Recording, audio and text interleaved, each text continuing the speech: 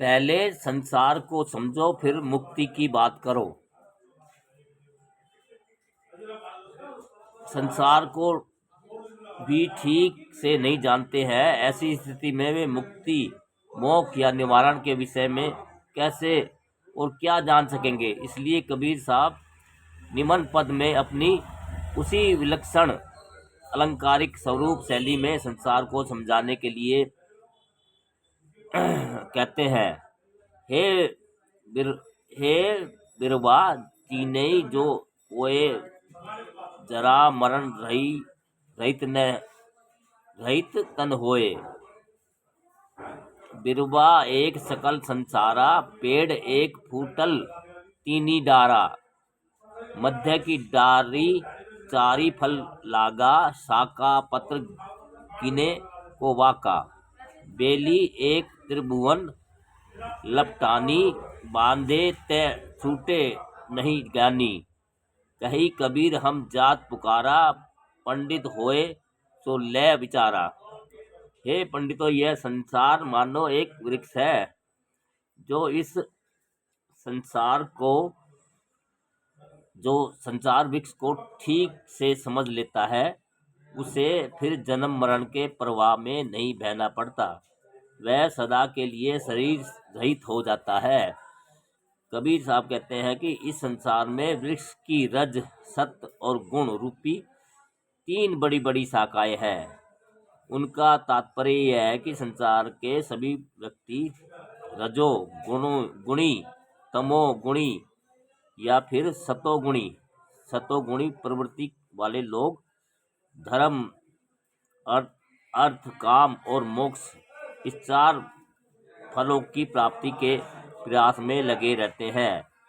इन चार फलों को ही कबीर साहब ने सत्य गुण की शाखा में लगे चार फल कहा है। रज, तम और सत्य गुणों की शाखाओं, उपशाखाओं और उनके पत्तों को कौन गिन सकता है?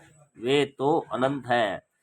इसका अभिप्राय है कि संसार में उत्पत्ति, विनाश, इच्छा, क्रिया, अवस्था, ज्ञान, सुख, दुख, क्लेश, ग्लानि, पश्चाताप, द्वंद्व, तृष्णा, वासना, उद्वेग, आग्रह, विपत्ति, संकट आदि से संबंधित अनेक घटनाएं घटती रहती है। अपने इस पद की चतुर पंक्ति में कबीर साहब कहते हैं कि त्रिभुवन अर्थात रज, तम और सत प्रधान लोगों के चारों ओर एक फैली बेली लिपटी हुई है। यह बेली है इच्छाओं की, कामनाओं की, वासनाओं की और विभिन्न लौकिक एवं पारलौकिक कल्पनाओं की। इन सभी इच्छाओं और वासनाओं और कल्पनाओं में संसार के सभी प्राणी किसी न किसी प्रकार से बंधे हुए ही रहते हैं। वे इससे ऐसे बंधे हुए हैं कि हजारों प्रयत्न करने के उपरांत भी न वे छूट पाते हैं। मनुष्य तीन इच्छाओं की पूर्ति का प्रयास करता है। वह तीन इच्छाएं हैं पुत्रेषाण, वित्तेषाण तथा लोकेषाण। संसार में कुछ व्यक्ति अपना थोड़ा विवेक जगाकर पुत्रेषाण की कामना छोड़ देते हैं, परंतु उनसे वित्तेषाण और लोकेषाण नहीं छूट पाती है। कई व्यक्ति विरक्त होकर वित्तेषाण का भी परित्याग कर देते हैं, तो वे लोकेषाण अर्थात संसार में प्रसिद्ध होने की साणा नहीं छोड़ पाते हैं। इस प्रकार संसार के प्रत्येक मनुष्य तीनों ऐशाणा रूपी बेली में हरदम लिपटे हुए रहते हैं। कोई परम विवेकी होता है जो इन तीनों की ऐसे साणाओं का परित्याग कर देता है, परंतु वह हजारों लाखों में कोई विरला ही पारखी होता है।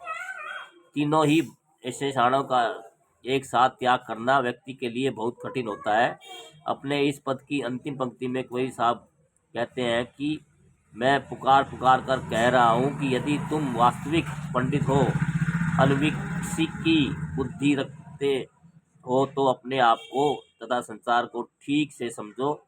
इन्हें समझने के पश्चात ही तुम मुक्ति, मोक्ष और निवारण के विषय में बात करो, तभी तुम्हें इन्हें समझ सकोगे, अन्यथा नहीं। हाँ हाँ दोस्तों।